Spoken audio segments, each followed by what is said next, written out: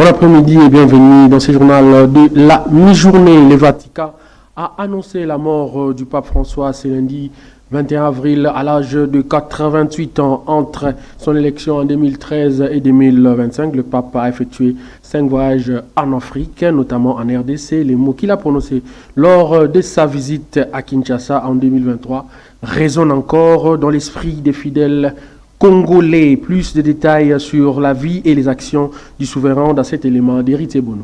Suivez.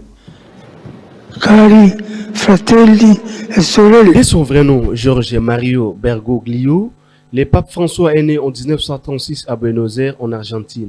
Son élection à la tête de l'Église catholique, le 13 mars 2013, après la rénonciation de Benoît XVI, avait marqué un tournant historique. Il était le premier pape non européen depuis le 8e siècle. Pendant au moins 12 ans à la tête de l'Église catholique universelle, le pape François a œuvré à moderniser l'institution et à marteler l'importance de la solidarité, notamment envers les migrants.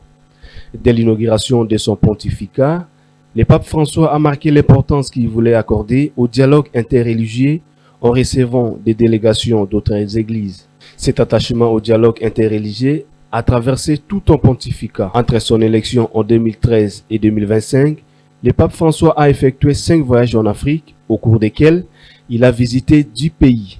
Les thèmes qu'il a abordés durant ces voyages sont ceux qui ont marqué son pontificat.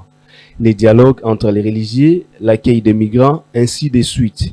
Mais le chef de l'Église catholique a aussi dénoncé la corruption, colonialisme économique, les mots qu'il a prononcés en République démocratique du Congo. Le dernier voyage sur le continent en 2023 continue à résonner dans les esprits des fidèles congolais.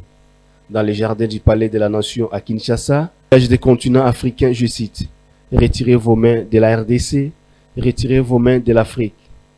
Elle n'est pas une mine à exploiter, ni une terre à dévaliser. » On en est arrivé au paradoxe que les fruits de sa terre le rendent étranger à ses habitants. Le poison de la cupidité a ensanglanté ses Le pape a par ailleurs marqué son attachement à l'inculturation du rite, le fait que le message chrétien s'intégrer dans des cultes spécifiques. Le rite zaïrois, une adaptation spécifiquement africaine du rite romain, a même occupé une place toute particulière dans sa réflexion. Toutefois, une malaise a suscité entre le pape François et les archevêques africains. La relation du pape a connu de véritables moments de tension.